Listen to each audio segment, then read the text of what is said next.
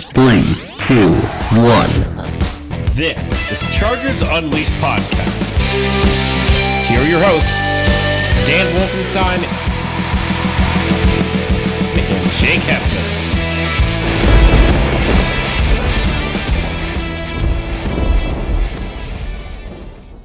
Welcome to another edition of Chargers Unleashed. Jake Hefner and Dan Wolkenstein here with you from the LAFB Network. Today's show, of course, is being brought to you by UFC Fit and Temecula, Charger Bolt Family, Golden Road Brewery, and MyBookie. Dan Wolkenstein. I've said this many, many times before. I do not like scheduling weekly cardiology appointments for myself. I already have high blood pressure, and that's not just me, making up stuff. That's actually legit. I already have high blood pressure. I don't need any more stress in my life. And what Chargers fans had to witness last night, the one question I have for the Chargers as a team is this. The question is how many? How many heart attacks did you cause last night? How many people did you have throwing stuff at the television late in the fourth quarter? How many people did you have simply losing their minds and about ready to jump ship if the Chargers went to the cliche, nostalgic, historic thing that the Chargers normally do and almost fumble away a fourth quarter 14-point lead? But there was a but, because this entire time that we're all thinking, here we go again, this entire time that we're thinking, oh my God, I know exactly how this movie ends, there was, a Tarantino twist. The Chargers actually, as Dan likes to say, snatched defeat from the jaws of victory. Or how do you say it? Snatch victory from the jaws? Yeah, just like that? Yeah. And somehow the Chargers, after squandering a fourth quarter lead, are able to pull out an absolutely amazing home victory, 41-37 over the Pittsburgh Steelers. Dan, it looked like it was going to be a blowout there for a long time, but nope. The football god said, this is the Chargers plan. We have to make this a nail-biter. We have to make this exciting. You were at the game along with many, many others. I can only imagine how palpable the energy was in SoFi last night. Ooh, Jake Hefner, how are you doing? If I sound horrible, if I sound ratchet today, it's because I've lost my voice. I'm still recuperating from what was a crazy day/night with the Bolt fam at SoFi. Shout out to everyone there. It was wild. Also, welcome to Chargers Unleashed. If you have not followed us on Instagram or anywhere social media or on YouTube, be sure to subscribe and follow wherever you get your podcasts. Thank you guys so much for tuning in. We have a fun show. We're going to talk all things the Los Angeles Chargers' thrilling victory against the Steelers, in which we saw every twist and turn you could imagine. We also have the Chargers Unleashed hotline voicemails going live. We have tons of those to get through, so we're going to sprinkle those throughout the whole episode. So make sure you do not stop this episode, because we got some stuff at the end here that we're going to have some fun with too. But yes, Jake, feeling at SoFi, holy crap! Like, dude, that was insane. So my wife and I have been to every home game so far. I turned to my wife at one point, about 2 minutes left, and she is just sulking in her chair, unable to function because she has lost all of her emotions because she just can't handle this. And this is right when Mike Williams gets that touchdown to go up at the end of the game, up 4. And she just put her hand in her face, and she's like, her head in her face. Just, I can't take it. I can't take it. And I was in a mood. Man, terrible towels waving. Look, terrible towels were out there. There's a lot of them, but there was not 80-20. I'm going to tell you that right now. Bolt fam showed up. I would say, I don't know, 50-50, 55-45 or so, depending on where you're sitting. Electric atmosphere, by far the loudest I have heard SoFi My ears were ringing all night long. I literally could not sleep because I was so hyped up on this game. Didn't leave the parking lot until like an hour and a half after the game. It was a vibe. It was a vibe, and it was wild because Chargers were up to start this game, and you're feeling pretty good. And then like everything that can go wrong does go wrong in a matter of like 3 minutes, it felt. And we'll get into kind of a quick recap of it, but nothing was as vindicating as watching that touchdown by Mike Williams, followed up by 2 sacks to end the game in victory formation. Chargers go 6-4, 41-37. They're now 6-4, firmly in the playoff hunt. They got green grass ahead of them. They have some competition coming up, but the worst is behind them. And the Chargers just beat the Pittsburgh Steelers, Jake. We were sitting here talking about this game, and you actually did not think that they would win for very good reason. And Mike Tomlin, got to give this guy credit. Like, for whatever reason, the Chargers just can't put a team away, and they got to make it interesting. But Mike Tomlin coached his ass off. But we cannot go any further in this discussion, Jake, without talking about 2 guys. Number 1, Austin Ekeler, have a day. My goodness. Fantasy, baby. Fantasy. Did you have Ekeler on your team? Of course I've had Ekeler on my team. You have that. So you've got Ekeler, I've got Herbert. Needless to say, I think both of us won. Would you agree? Oh, I know that. I know that one. Yep. Austin Ekeler, 4 touchdowns, making folks look silly the entire game. And he was RB2 last night. Which is nuts. Austin Ekeler was doing stuff like people were dreaming of. He had more touchdowns yesterday, Jake, than he did all of 2020. Which I know he was injured a lot, but that's still crazy. And then Justin freaking Herbert, man. Could he have had a better game? I would argue there was one throw that I could recall that he missed, and it was the 4th quarter, midway through, he threw it wide to Keenan Allen. Otherwise, there were like 5. He was okay to set the stage. 30 for 41, 382 yards, 3 touchdowns, 1 interception, quarterback rating of 116, and a QBR of 84.6. And oh, by the way, Jake, 9 carries, 90 yards. The dude almost had 500 yards of offense by himself. So of those 9 interceptions, I believe 5 of them were drops. So back out 5 of those. It's 30 for 36 for 382 yards. It's just insane, dude. And again, I feel like anytime that Justin Herbert has a game like this, there always seems like to be that next stat to say Justin Herbert is, the 4th player in the NFL to do X, Y, Z. Last night he became the 1st player to throw for over 350 yards and rushed for over 90 yards. No quarterback in NFL history had ever done that until last night. And it's Justin Herbert. These are the type of games. I wish the Chargers, and I'm sure we all wish that the Chargers would play prime time every single week. Because when the lights are on, Justin Herbert has shined brightest. But if you really dig deep into it, Dan, some of the things that we had heavily criticized Justin Herbert for over the last couple of weeks, holy crap, was this night and day. You could see it where he was going with the ball. The offense was flowing.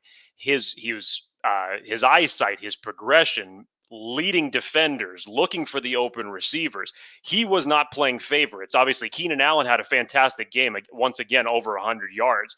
But obviously, getting Austin Ekeler involved, getting Keenan Allen involved, Mike Williams had the big play toward the end of the game. Your tight ends, we still have a little bit of an issue with you with the drops, but you're getting them involved in the passing game. You did a a jet sweep with Andre Roberts for crying out loud.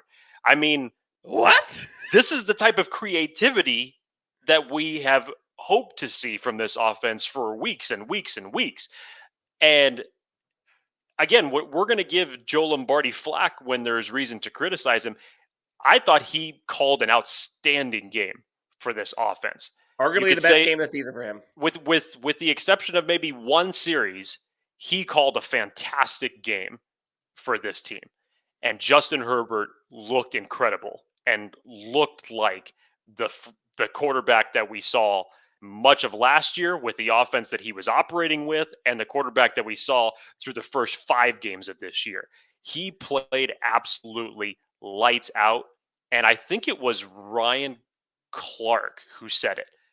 I can't remember who it was, either him or Louis Riddick. I was reading it this morning. It's like, if you didn't know how long Justin Herbert was in the league for, you would have thought he was 32 years old and playing like this. It's just nuts what he is doing right now. And again, to do it in the most crucial time, in the fourth quarter, given what happened on special teams, given what your defense ultimately gave up in the fourth quarter, allowing Pittsburgh to come back, and then you put the team back on your shoulders and say, not today, Satan. It's not happening. And just throw a dagger to Mike Williams to go for 53 yards to end it. That's what franchise quarterbacks are made of. And Justin Herbert alone has led the Chargers to 5 comeback victories this season. Pause. The Los Angeles Chargers, led by Justin Herbert, have 5 come-from-behind victories in 10 games. My next line after that was going to be, what the hell variant universe are we living in? I don't know. But I like it. I don't like the in-between parts, but I love the end. Most of it is just too much. Okay, so, I mean, it was a crazy game. We got a lot to get into today. So, quick recap. Chargers start off strong. SoFi is bumping. Chargers go up. I think they go up 14-3 early to get a touchdown by Austin Ekeler. Justin Hopkins makes a field goal afterwards, makes it 17. Then they get a touchdown at the very end of the half to go 17-10. Chargers going into the half. You're feeling good, although it felt like it should have been a 2-possession game. Chargers felt like they were ahead by more than 7. Going to halftime. Third quarter comes in. 10 straight unanswered points by the Chargers again. Chargers up 27-10. And man, we're feeling great. This game is over. It's a wrap. One more touchdown ball game. And I would say most of Chargers Twitter, most of us were feeling pretty darn good. Jake, I think it's time for our first Chargers Unleashed hotline. So we're all on a vibe. Midway through the third quarter. Love and life. First hotline brought to you by MyBookie. We actually got a call, Jake, from someone during the game. Before the game was over? Before the game was over, midway through the third quarter. Called in the Chargers Unleashed hotline. Again, for folks who have not called in or heard, always feel free to give us a call, 323-374-5651. Leave your voicemail, leave your feelings and your takes, and we'll make sure to put them on an upcoming episode. So yes, Jake, to answer your question, he did call in. This should be interesting. During the third quarter. Wait to hear this. From the 909 area code, let's hear what they have to say. Oh, man, we in the third quarter right now watching Justin Herbert run his game. It is so beautiful. We back. We going to the playoffs. We got it. I believe in my team. LA Chargers all day. Let's go. Now you should just put up that clip, Dan, from SpongeBob saying, 1 hour later. Yo, I have been there myself. I've seen other people do it. I remember years ago when it was the Jay Cutler-led Denver Broncos that jumped up to a 21-3 halftime lead over the Chargers. And I'm sitting in a room with a bunch of other Denver Broncos fans, and they have family friends from Colorado that know that we're at their house. They call it halftime just to give us shit and saying, we're kicking your ass. What are you going to do about it? What do you think about Jay Cutler now? And sure enough, the Chargers roared back in that second half to take it. And true story, they do not allow that family to call at halftime ever again after that has happened. To this day, it does not happen with Denver Broncos games with them. Does not happen. So don't jinx it, man. And I mean, I'm glad that we ultimately ended up pulling out the victory. And I'm glad to hear that the confidence was up in the third quarter.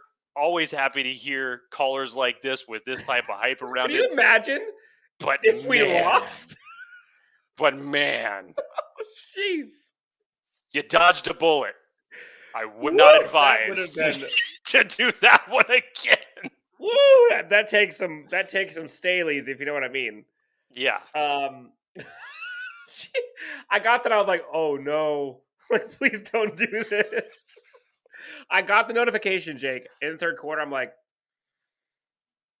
someone's like, called. You can think it, but like, don't say it out loud. I was so scared. Okay, so Chargers feeling good, 27-10. All of us are feeling great. Some of us actually admitted it outwardly, like the previous caller. Some of us just felt confident, but also some of us were probably a little like, we know how the Chargers are. We don't get to have nice things for long, like Jake used to say. The glory only lasts for so long. And I'm sitting here, right, Jake? Fourth quarter starts. And I'm telling my wife, I'm like, look, like literally all we need to do is just don't do something bad. Like, you don't even have to do anything good. Just don't do anything bad. Not even a minute later, whoop, punt block. And I'm like, you've got to be kidding me. I was actually surprised that the ball didn't go in the end zone. I was just automatically assuming that was going to be a touchdown for them. It was a weird bounce for the fact that it even rolled out of bounds after that, yeah. So, Chargers get the ball right back. They give them 60 yards of field position, 70, 80 yards of field position. Get the ball at the 3-yard line. Chargers defense holds them. First, second, third down, fourth down, Tavon Campbell. Unfortunately, defensive pass interference. Unnecessary, but it was there. Ends a fourth down play that would have been an interception in the end zone by Nazir Adderley. Turns out that is a first down for them. Next play, Najee Harris jumps in the end zone. They get a touchdown. Then,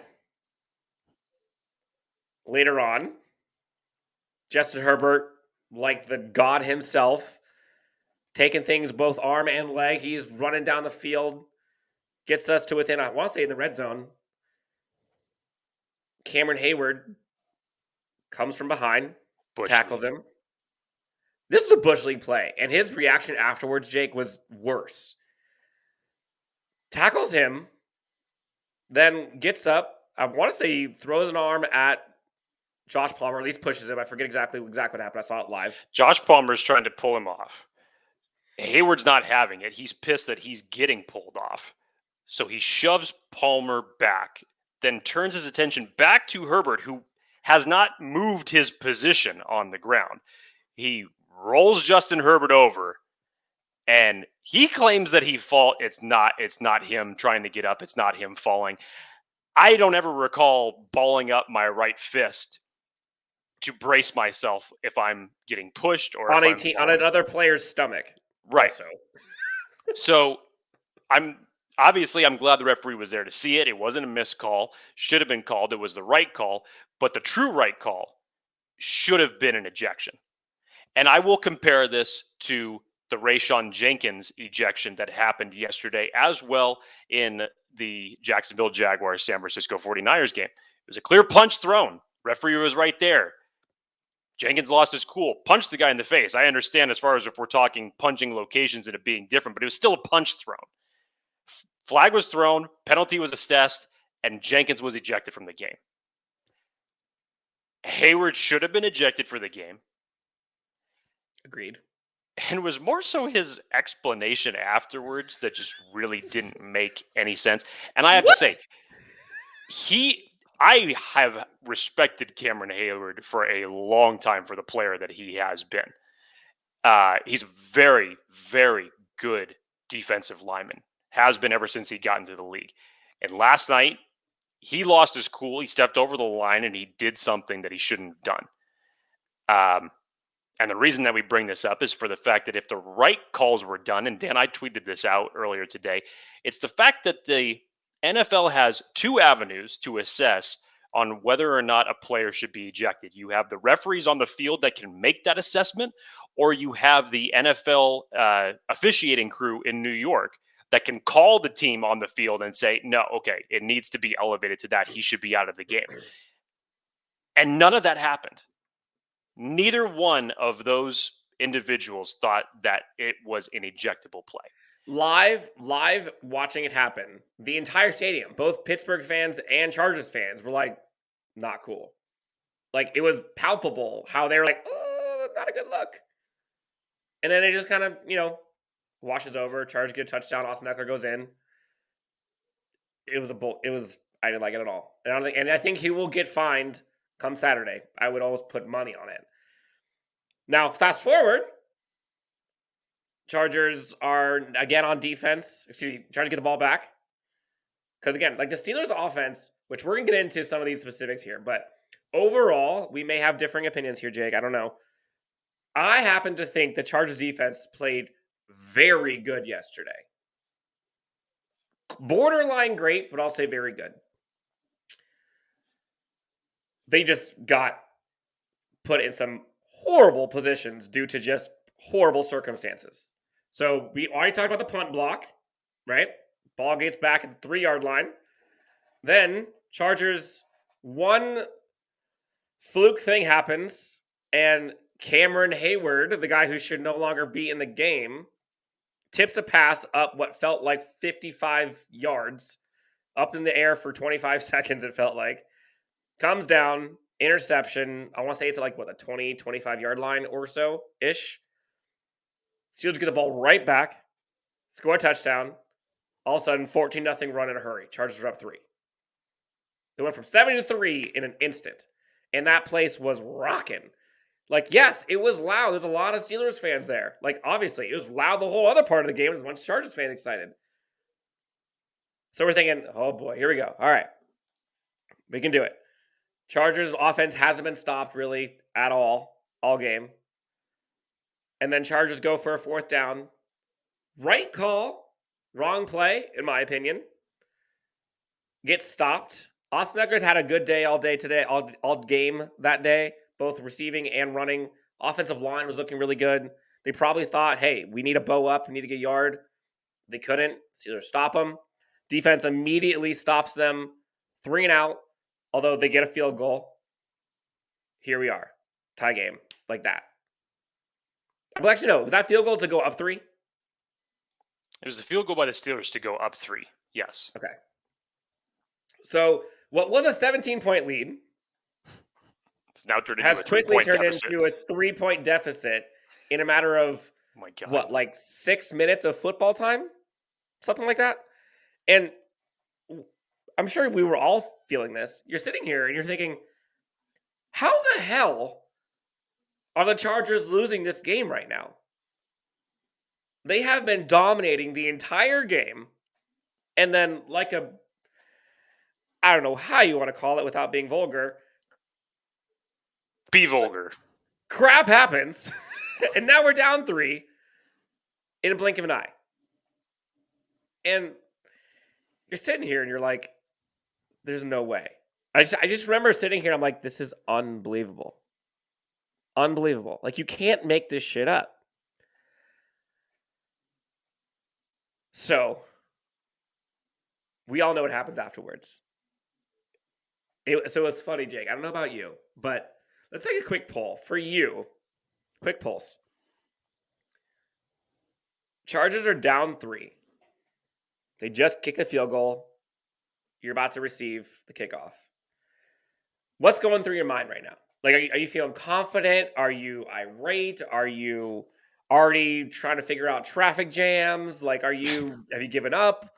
I mean, the way that game was going and the way that the series had gone for the Chargers the last 2 times that they were out, You have the turnover. You have the 3 and out. Excuse me, the failed 4th down conversion. Steelers defensively were hyped. To me, they were. That to me was the time for Tomlin to say, okay, let's bring everything we got defensively in the book right now to just get after this kid. Mhm. So, yeah, obviously you should have been a little bit worried. This should not have been a situation that the Chargers fans would have thought we would have seen ourselves in the way that the game was going. Realistically, if it wasn't for certain holding calls, the Chargers were on their way up to being up 34-10 at one point. Justin Herbert would have had over 100 yards rushing if it wasn't for crucial drops or holding calls that, especially the Corey Linsley one, ticky-tack at Horrible. best. So they were in the driver's seat. And this is just the shittiest part when it comes to the Chargers. It's like you can own someone for 3 quarters, man. But in 1 quarter, the Chargers can literally shoot themselves in the foot enough times to give a game away. And it just goes back to that old saying, Dan, that with this team, and unfortunately, I hope it comes to a day where we don't have to say this any longer, no lead is truly safe. So, yeah, of course, you're on pins and needles thinking to yourself, holy crap, like, we need this. Realistically, in my head, what I'm thinking is I do not want the Steelers to get the ball back. So I was thinking the entire time, chew up the clock, put it together one of these nice drives. You're obviously either going to play for the tie. I would love to see them just punch one in the end zone and have it done right at the end of the game, virtually leave them no time. And in a way, it did kind of happen. But yeah, I was stoked as hell to see what came next just a few seconds later. Mike Williams. So I was actually opposite.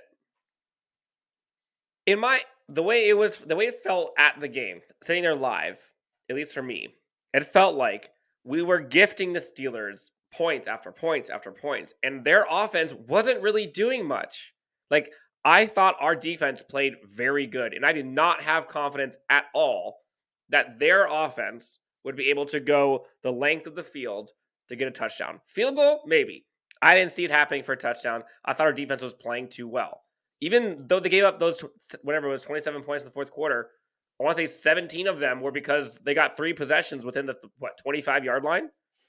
Yeah, So, every possession that they had, they got it inside the Chargers 30 with the exception of 2 possessions. So they were in our territory a lot. And I get your point, Dan, and feeling like that. But when the Chargers offense fails 4th down conversions or gets a turnover, at that point in time, your defense is starting to get exhausted. I agree. So, all these Steelers fans, everyone, jumping up, everyone would wave their towels, which, by the way, those towels, like, it makes it look a lot worse than it actually is. Like, you look around, you're like, okay, I see a bunch of towels, but if you look closer, you're like, hey, that's just one person. There's like 6 people around them, whatever. Right. They acted as if when they went up 3, they thought, like, game over. We got this. And, like, as if they did not know who they're going up against and have not heard of Justin Herbert or what has happened the entire game. Blink of an eye. Justin Herbert throws a dime. Mike Williams busted coverage. Kind of busted coverage. Kind of planned. And Justin Herbert just took advantage of it. I think they went on cornerback blitz. And there was one corner covering 2 wide receivers. And he had to make a choice if it was going to be either go to Mike Williams or go to Keenan Allen short. Jake, you called me about this afterwards. The Austin Ekeler block on that play, by the way, I think Lord. was MVP of the play. Like, MVP play of the game needs was to that be block. talked about more. Quick 50-plus yard touchdown. Mike Williams, hello, have a day. Almost 100 yards for himself. Chargers go up 4. At that point, when they went up 4, I thought game over. I did not think that the Steelers. But crazier things happen.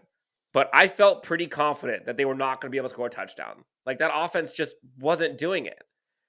So then you get, like, the sacks, and then you're starting to see time go off the clock, and then Joey Bosa gets another sack, and you're just like, oh, this is so nice. And then I think at that point in time when it was this is a quote actually I found from the Minnesota game. I think it was right after Justin Herbert had taken the sack from Eric Kendricks at the very beginning of the game where he slipped and fell down. I forget who the announcer was, but the guy said it was like 3rd down and a Walmart parking lot. That's basically what it was for the Steelers. It's 4th and 32. But the one thing I'm thinking about, Dan, is whatever the hell play that the Steelers are going to run next, I'm immediately saying, okay, where's the yellow laundry that's going to be coming on the field right Same after thing. that? I'm like, just don't get a flag. Don't get a flag. Don't get a flag. Don't get a flag. And look, there were times in this game, I'll admit, there were times in this game where I could not watch. Some of those field goals attempts, I couldn't watch. I actually had my face in my hat when they missed the field goal, but they were offsides. Dan, that's not going away anytime soon. So why should the fact that the Chargers, who have blown 32 leads since 2011, if our fear of the kicking situation is not going to go away until there is some longevity and consistency there, then why the hell would we not be scared to say we've seen this movie before? Because we've seen it 32 times in the last 10 years. No, but this year I have been traumatized by kicking woes already multiple times. Not the other stuff that you're talking about. And this was not a typical Chargers meltdown that turned into a victory. This was a very different feel. But anyways, Chargers go back, stop them 4 straight times, 2 sacks, victory formation. Chargers escape with the victory, improve to 5-4, beat the Steelers at home under the lights. 6-4. What did I say? 5-4. Oh, improved to 6-4. That sounds so much better too. I like that. I know. I mean, after all the talk about the game recap, at least give him the the extra digit in the win Sorry column. about my feelings. And the Chargers escape Sunday Night Football with the victory. This stress ball has gotten so much action since I have received it a couple weeks ago. I feel like I've lost like 10 years of my life. I was trying to contemplate like how many years I've actually lost by how much stress I've been given because of this game and this team over the years. And there's so many ways to go through and kind of like nitpick at certain things. But at the end of the day, I think what is most important, you'll hear a lot of the folks complain about, I can't believe, they didn't have TJ Watt, they didn't have Minkah Fitzpatrick, and we gave up 37 points. And how could you squander a lead in the NFL like that? Same old Chargers, blah, blah, blah, blah, blah, blah, blah. Do you know how hard it is to win in the NFL? Like, imagine, and I said this a couple weeks ago when he saw some other teams lose. The Texans beat the Titans. Okay? The Browns barely won against the Lions. Baker Mayfield wouldn't even go to the podium afterwards. They barely won. The Raiders got their doors blown off by the Bengals. Like, these things happen and your team loses. Say what you want about the things that were squandered. The Chargers won the football game, and that's what matters. And that's what I'm most excited about, is like they found a way. Brandon Staley talked about it after the game, Jake, where he said this was the most proud he has been of any game they've had so far this season. There's a reason why. That there was adversity in that, and they overcame it, and they stuck together. Huge, huge, huge, huge, huge win. Playoff implications, which we'll talk about. Were there any surprises, before we get back to the hotline here, were there any surprises to you that you weren't expecting with that game?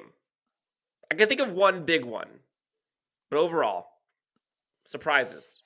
I mean, I think that all eyes before the game, and obviously so, with rightfully so, with Linval Joseph being out, Jerry Tillery being out, Christian Covington being out, you replace them with Forrest Merrill, Brendan Fajoko, Joe Gaziano, and every single one of them ended up making plays. You held the Steelers to, what was it, about 60 yards rushing last night? And it wasn't just on their efforts, because they performed admirably. And I will say this, and I hope that they keep this trend moving forward. Please, please, please, even when Tillery and Linval Joseph and Christian Covington do come back, and this interior defensive line is at its full strength, Please do not stop using Joey Bosa on the interior rush. Please. He is getting doubled and triple teamed on the outside when we cannot get consistent pressure for opposite of him. Oh. He is able to create mismatches galore on the inside and can generate such good pressure from there. So please keep sprinkling him in. That's just my little nugget. But yeah, Dan, interior defensive line. I was very, very pleasantly surprised with how they performed. Now, you could say it was a little bit of the fact that the Chargers were up 24-10 at one point, and they couldn't really afford to run the ball that much because they had to play catch up. So that's really how you take away an opponent's rushing attack. But even so, I was very impressed on how that interior defensive line held up with the guys that were not able to go in that game. That that matchup was one that could have been a disaster. And we just got done talking about this game being a game of matchups. And last week against the Vikings, who, by the way, that loss against the Vikings looks a whole lot different now when you're seeing this team whoop up on some folks. Just beat the Packers, who were 8-2.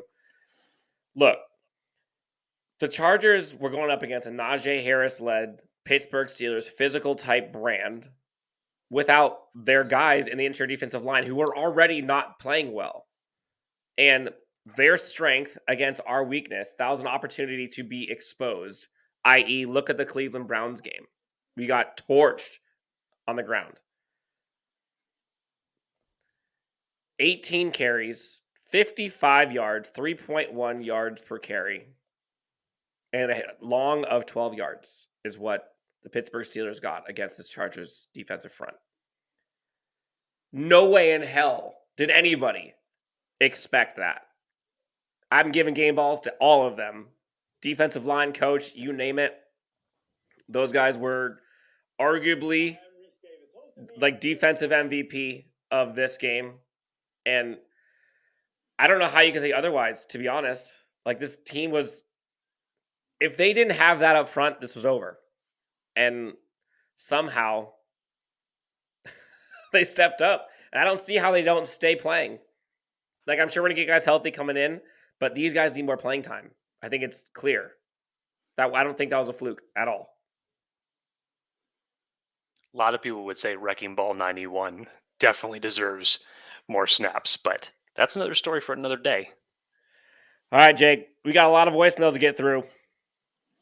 Again, Chargers Unleashed hotline. Let's hear what you guys had to say after a thrilling, that was legit thrilling, Chargers victory. 323-374-5651. Now, Jake, the game is over. All of these voicemails now are post-game. Okay. Good to know. All right, let's hear what the 570 area code has to say about this game. What a game. I mean, only the Chargers can be that in that type of game, honestly. They always do this, don't they? There's so many different things to talk about, but I'm just going to keep it simple and let the other fans talk about what they want to. Justin Herbert, and I know some people might not like to hear it, he's got a little Eli Manning in him. I mean, he is as cool as the other side of a pillow in tight situations. You just don't see him get overstressed. You don't see him feel like he's nervous or anything. He's as cool as it gets. And we needed it because that touchdown to Mike Williams was incredible. Austin Ekeler obviously stole the show with his 4 touchdowns. But yeah, I mean, Justin Herbert, the type of performance he put on today is just one of those that we'll talk about for years to come. Love the regain from the Chargers. I mean, they really brought it back after that special teams disaster and then the touchdown. They found a way to win, and it's not always going to be pretty, but they're 6-4. They found a way to win. On to next week, bolt up. I will say, if I think of quarterbacks who are calm, cool, and collected, I don't know if Eli Manning is the first one that comes to mind. And I was wondering where he was going with that, because I'm like, That's what I was like. Oh boy, whoa. Eli Manning's name in general, as it relates to Charger fans, and that's everywhere. I'm not just relegated to one city. That's everywhere. It's very, walk on eggshells when you. that's Voldemort in a lot of circles. If he is talking about Eli Manning specifically in his 2 Super Bowl victories that he got over the Patriots, then yes, okay, 100%. I'll agree with that. Understood that assessment. Yes, cool as the other side of the pillow, man. He really is. The I think this was a total grow-up game for Justin Herbert. Not that we didn't think that he really needed it up until this point. If you've been watching Chargers games, you know what kind of player Justin Herbert has become. This just seems like it's the Justin Herbert that we should have seen over the past 4 weeks. This is the Justin Herbert that we saw the first 5 games of the season.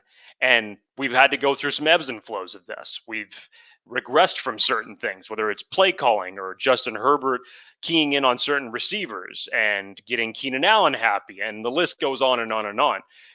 This is the Justin Herbert that you hope to see every single week. And this is the type of potential that you have with this offense. If, again, to be cliche, because everybody likes to throw this quote out every single week, let Herbert cook. There's a thing with Justin in primetime games.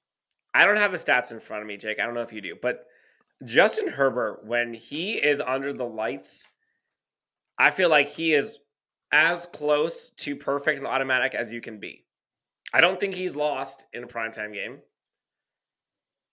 And I want to say he has like, 15 touchdowns and like 1 or 2 interceptions or something crazy. Here's the stats. This is Chris Harry, who was kind enough to put these out earlier today. Justin Herbert in 4 career games in primetime. 97 of 145 for 1,182 yards, 12 touchdowns to only 1 interception, and 1 rushing touchdown. 13 touchdowns, 1 interception, almost 1,200 yards in 4 games. In prime This time. is a kid who has not even completed 2 full seasons in the NFL yet. This is a kid. Like what?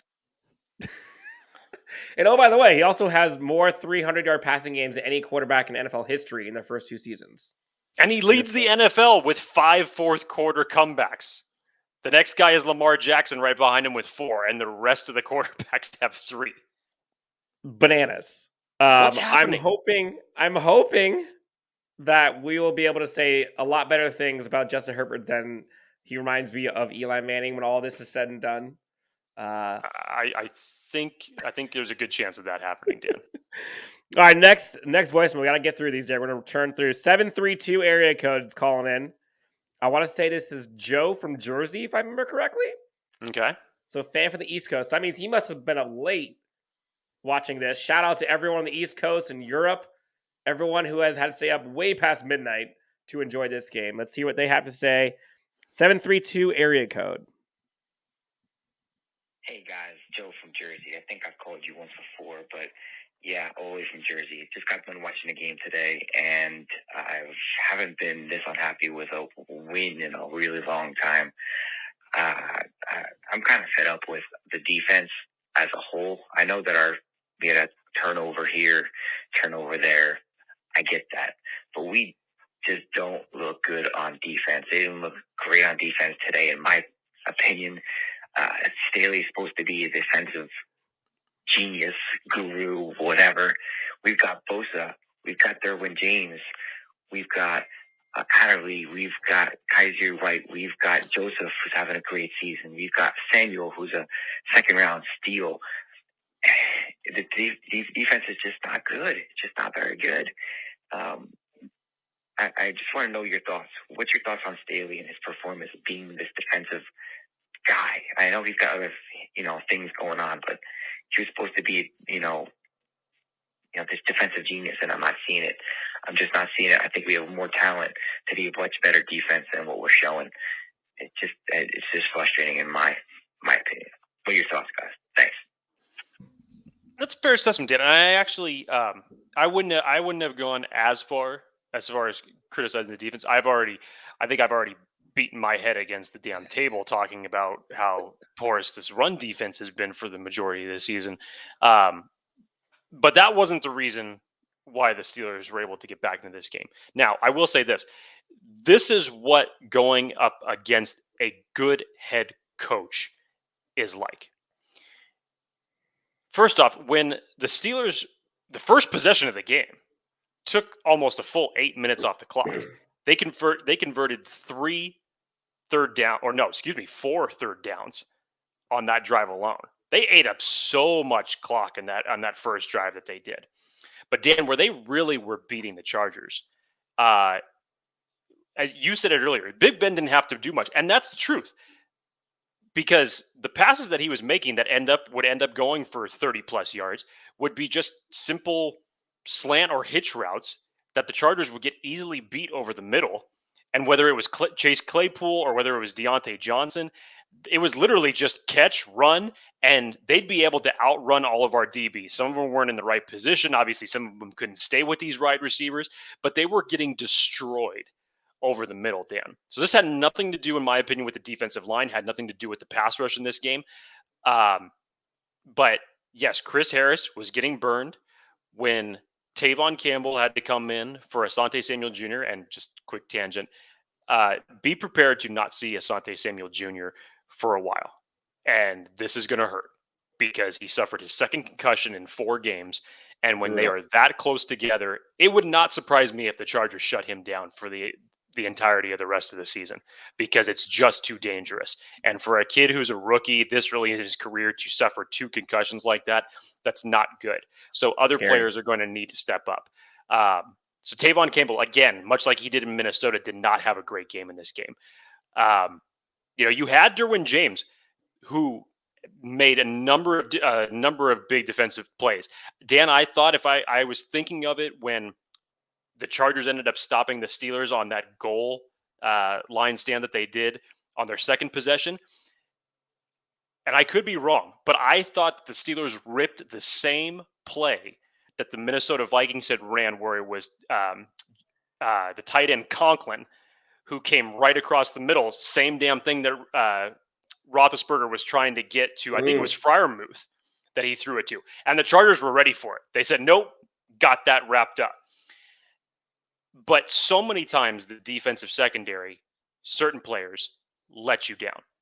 And even Chris Collinsworth was saying that, and he was talking about Brandon Staley's defense. He said, you know what? Brandon Staley's playing too high safety. He's going to dare these quarterbacks to try to beat him deep. He's not going to give him anything deep. Doesn't matter if you run 6 or 8 yards. Doesn't matter if you throw the short passes. When it matters, they're, as you like to say, Dan, the bend but don't break defense. So Brandon Staley was keeping, and Ronaldo Hill were keeping the exact same defense for the majority of that game. The unfortunate part about that is that when you have a coach, the likes of Mike Tomlin, and will just say, okay, I will just take what you're giving to me. And he exploited the matchups. He exploited exactly what the Chargers were giving him and didn't try to do anything cute or fancy or go away with it. That's how you take advantage of it, and that is a mark of a good coach. So luckily for the Chargers, they were able to overcome that. But I understand the frustration because of that. Hang on, Dan. You have to understand what I'm criticizing here. I'm not criticizing the defensive line or the rushing attack in this game, which I have spoken my ass off doing over the last basically the entirety of this season. But the defensive secondary, yes, they were out there a lot. They got tired. They were getting exposed. I don't think that in certain positions, again, we talked about it last week, Dan, with the depth of this team. They have lost Ryan Smith for the year. Now you're going to lose Asante Samuel Jr. for another long period of time. Tavon Campbell, who's we've seen have good moments, but has not been good as of late. Thank God you had Mike Davis back, because I don't know what you would have done at the cornerback position if you didn't have him. And even he still didn't have some good moments in that game either. So, yeah, you'd expect that this would be something that they're going to obviously work on and hopefully get better.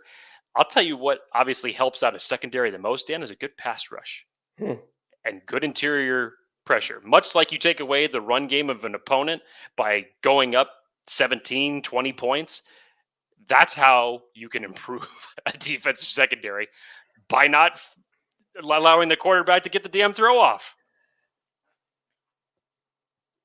I disagree.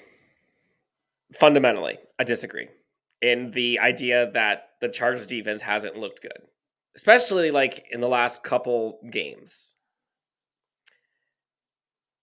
They scored 37 points in that game against Pittsburgh.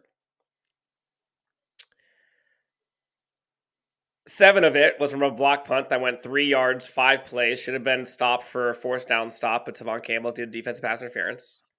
Another 7 points was from an interception that they got the ball back like the 25-yard line.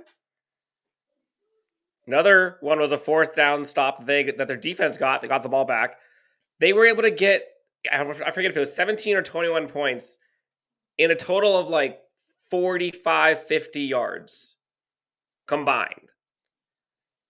So back out 17 points or 21 points out of their final score. I'm feeling good. If the Chargers don't get that block punt and they punt it out and make them go 80 yards, they're not getting 37 points. I promise you. So I'm not putting that on this defense. I'm really not. They played damn good for what they were put in positions to have to do. Like, I'm sorry. I don't see it. I know you mentioned like we got guys back, but you're relying on Tavon Campbell. Like there are times where he got burned, yes. But like given what we have, you just beat the Pittsburgh Steelers. You're 6-4, and you're complaining about the defense. Like, I get it. You have a defensive guru in Brandon Staley. What if it wasn't Brandon Staley? If we didn't have him, someone else, and all of a sudden we're getting torched for like whatever yards, and we're now 3-7. Well, look, if you're going to go down that route, I will 100% agree with you to say that I would rather have Brandon Staley and Ronaldo Hill rather than a Gus Bradley leading my defense. But this is a conversation for another day because I think that you and I are going to vehemently disagree on this. I think more of what the caller was talking about was just as a whole, and probably more so over the last stretch of the last 4 to 5 weeks. Because again, you mentioned Tavon Campbell. And I get it. It's like, who else are you going to go to in this circumstance? You're handcuffed by that. But at the same time, Tavon Campbell is also coming off of a week where Justin Jefferson tore him apart. So you felt like, okay, this was an opportunity for redemption. And more often than not, when the opportunity arose, he was on the short side of things as it relates to making plays. So I get it. And it's going to be tough moving forward, especially now with this injury to Asante Samuel Jr. But we'll see where this takes us. Joe, thank you so much for calling. It's okay that we disagree. I would like to see more from the defense, but I do not think that this struggle period that we've seen is necessarily all on defense's fault. Look at the Eagles game. I don't think that the defense played poorly in that game. In the game against New England, I don't think the defense was the reason why we lost. Our offense couldn't do anything. It was not very good. That's one of the bad games that Justin Herbert's had. Go to the game last week, Minnesota Vikings, they found one matchup and exploited it over and over. Find Tavon Campbell, put a wide receiver on him, get them the ball. Like, that's what happens. It's a matchup league. And then this game, like I said, I put a lot less on the defense than the 37 points. Just a reminder, Dan Wolkenstein is a registered internal optimist. If you need any optimism for anything, I'm your guy. Make sure to reach out to him because he's going to make you feel better. Call 323-374-5651. You get eternal optimism or pessimism, depending on who you want to talk to. Next up on the Chargers Unleashed hotline, Jake. Nope. We got a 626 area code, actually. Let's see what they have to say. They called in around 10 o'clock Pacific. So that means it's probably about an hour and a half after the game. Let's see how they're feeling after the Chargers victory. What's up, Dan? What's up, Jake? My voice is lost. I was freaking cheering so much for the Chargers. My best man is a Steeler fan. He was right there with me. Both fams showed up until the end. We got those 3 sacks that pretty much finished the game for us. Justin Herbert rushing for 90 yards. That's crazy. Austin Ekeler, 4 touchdowns. Our defensive line showed up. Jesus, what a game. Oh, my gosh. It's great listening to you guys every day. Shout out to Dan. Shout out to Jake. All right, guys. What's up, baby? Bolts up, baby. Let's go. Jake, that's what I'm talking about. Losing your voice. I still sound raspy. I 100% am feeling his vibe. That's how I felt too. Man, did that feel good to see some of the things we saw at SoFi? Justin Herbert doing things we've never seen before, Jay. Thank you so much for the shout out, man. I really appreciate the listeners always calling in and being great supporters of the show. Thank you guys very much for that. I mean, what else can you say? I hope that does not cause rift between him and his best man. Hopefully, it's just for like a couple days and nothing that's long term. Trust me, I've been there. I've dated Denver Broncos fans. It doesn't work. So it obviously didn't work. But no, let me just go back to Austin Ekeler for a second. Dan, do you know that Austin Ekeler scored more touchdowns yesterday than 7 NFL teams totaled points yesterday? Combined. Yeah. Well, not combined, but just had Austin Ekeler contributed to 4 touchdowns, essentially 24 points, which was more than 7 other franchise scored in their respectable games. I mean, have a night. I know it because the man single-handedly saved my fantasy game this weekend. You go back to, I think it was the second one that he had, which was the short dump-off pass from Herbert. Talk about the LT comparisons that came out of the woodwork on that run. You know, throw in your Chris Berman, whenever you want to. It was just amazing. He was having a game. And like Brandon Staley said in the locker room speech afterwards, says he doesn't know if there's a deal that he has with if Joe Lombardi or Justin Herbert has Ekeler respectfully on their fantasy teams, but who cares?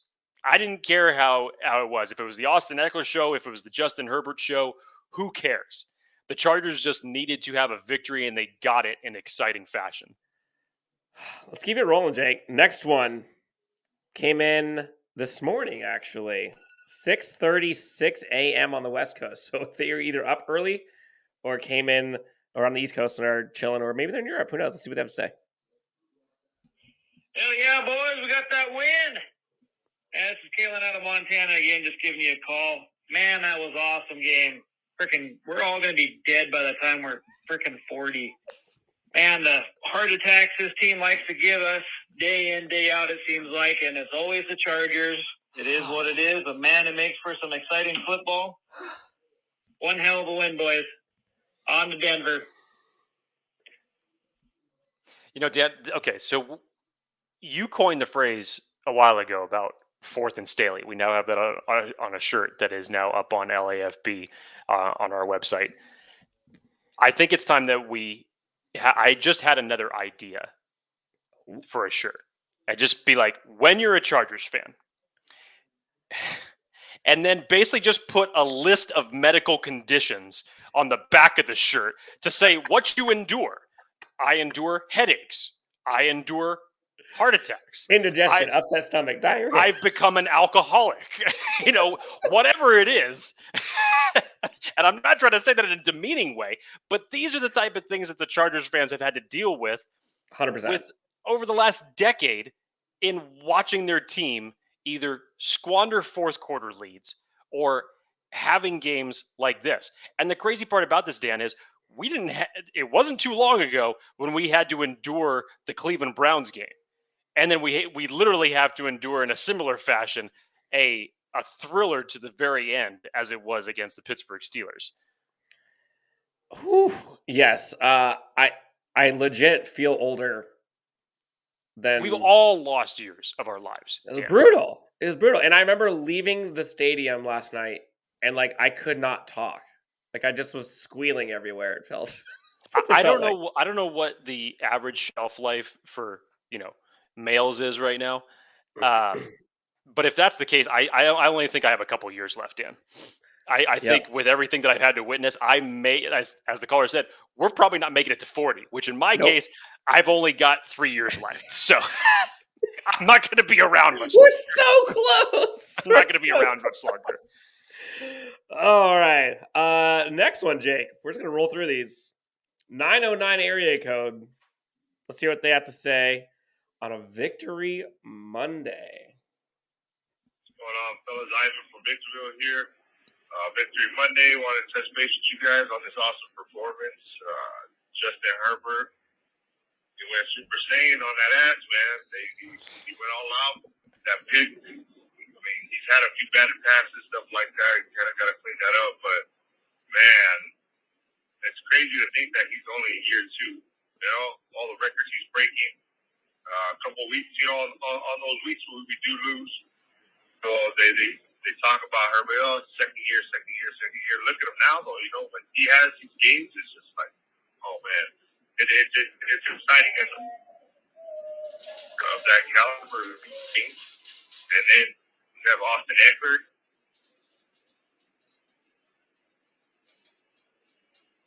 Clutch catches. Had a couple nice plays. Overall, just even the run game. Do you think he has T-Mobile? Tyler, those 2 guys, oh man, they opened up some holes, man. It was a good game overall. Real quick. T-Mobile, Verizon, AT&T, or none of the above? I was gonna say if he was at the game, because I've heard that the Wi-Fi at SoFi is not great. the best. So, but regardless, I get what he was saying.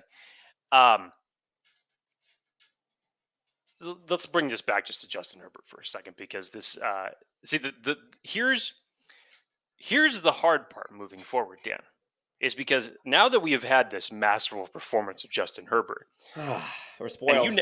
And you now have a division game that you have to win against the Denver Broncos, especially with the Kansas City Chiefs being on a bye this week. Much like it is, because in the NFL, it's all about parity.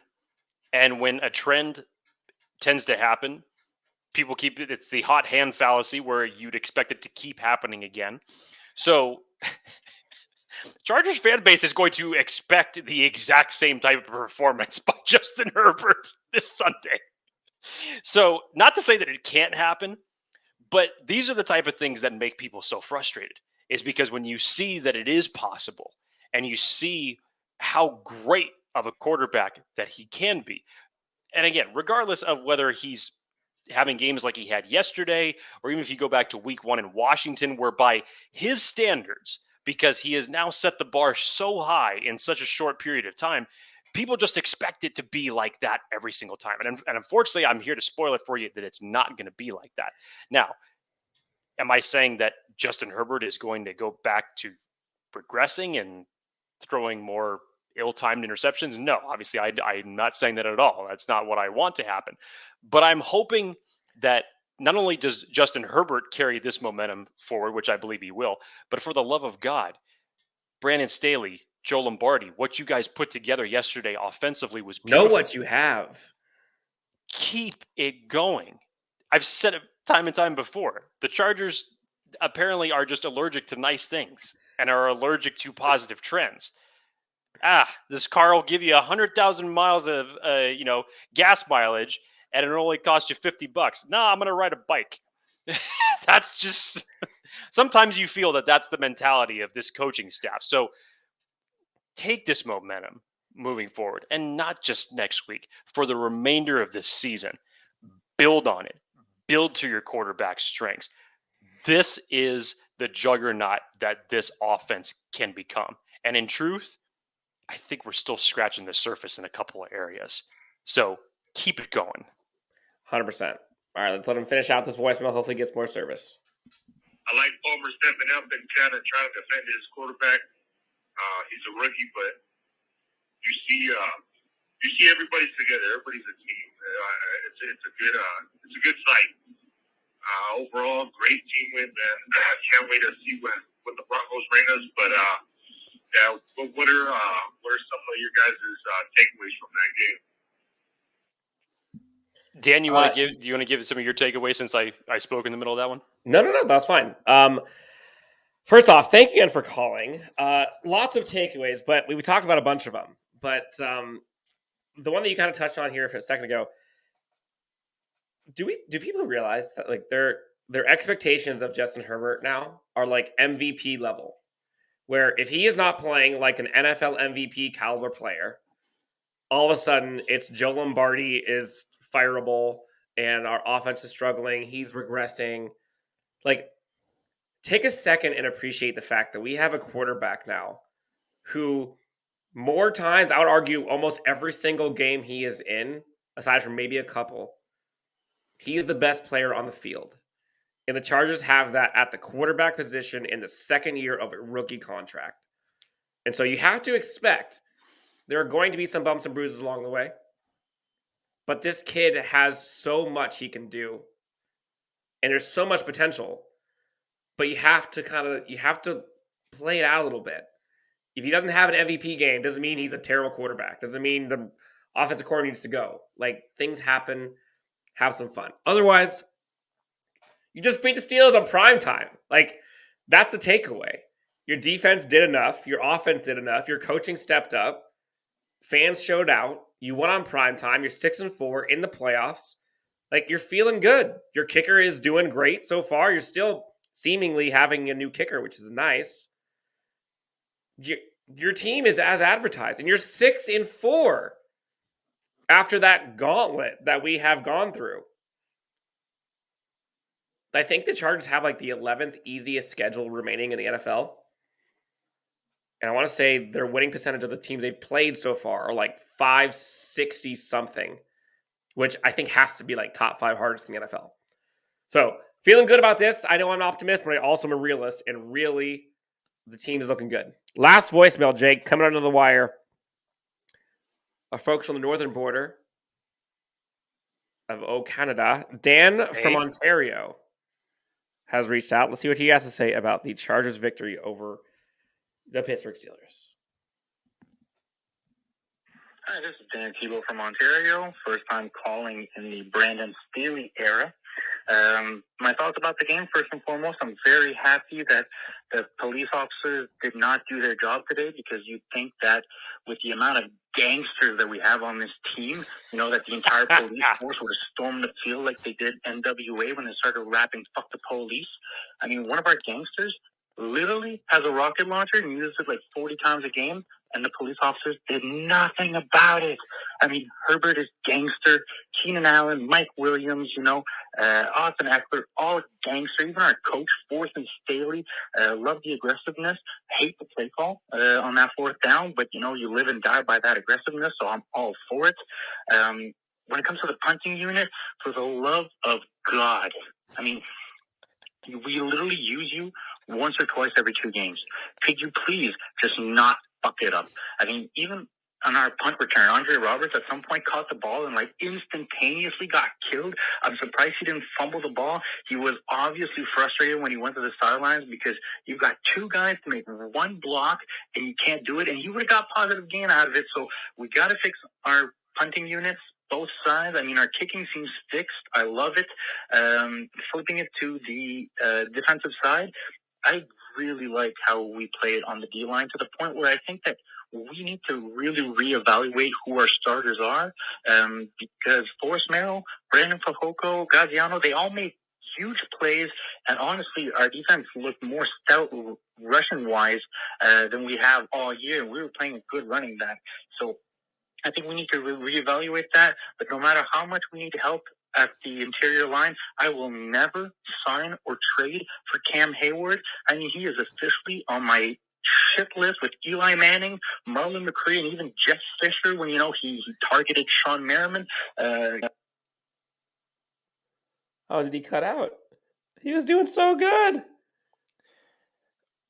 That was a hell of a shit list that he was talking about. That was there, a long Dan. one. So Marlon McCree, we don't need to go into reasons why. Rack. I honestly think that he deserves a lifetime suspension. Great game.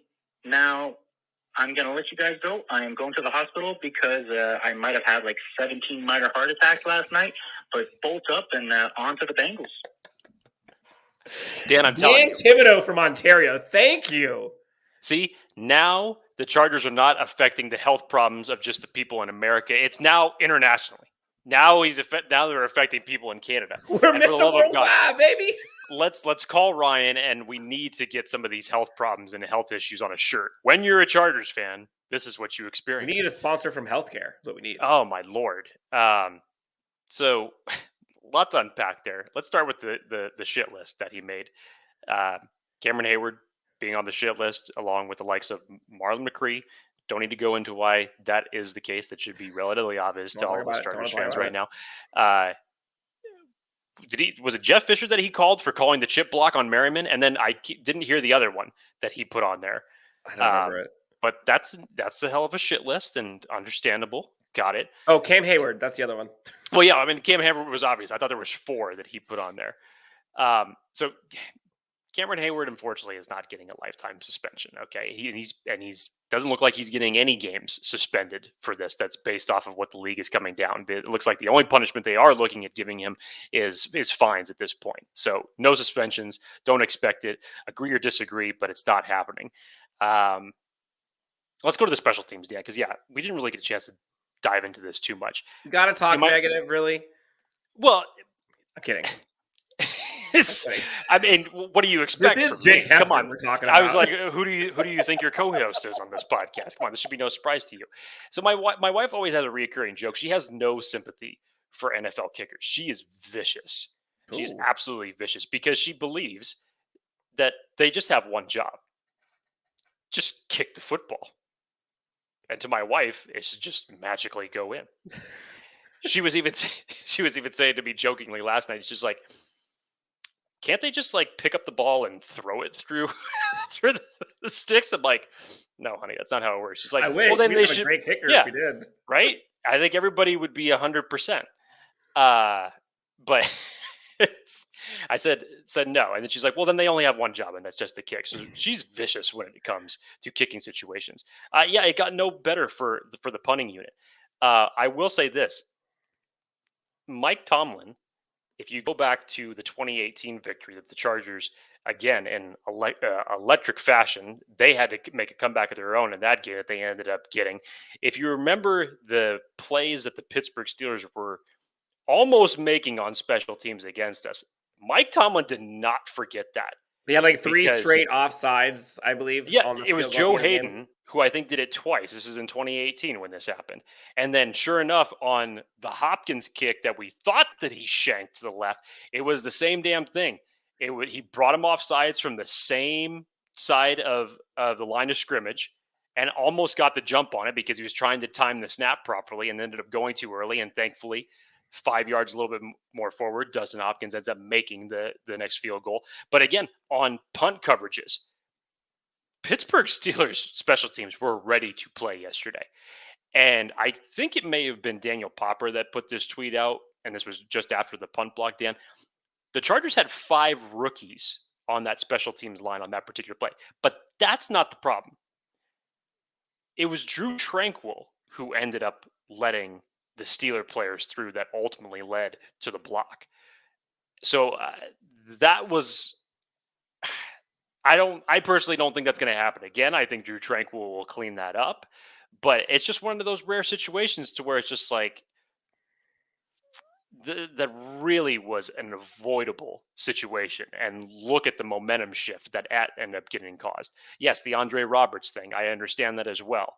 Not too worried about the kickoff scenarios, but yeah, special teams problems for the Chargers are not going away anytime soon, guys. Okay, just be thankful that you have a kicker that has shown some consistency over the last couple of weeks. I had a few Steelers fans nearby, and every time there was a special teams thing about to happen, I was always like, don't be surprised if insert bad thing happens, because the Chargers are notorious for this, and it's happened already this year many times.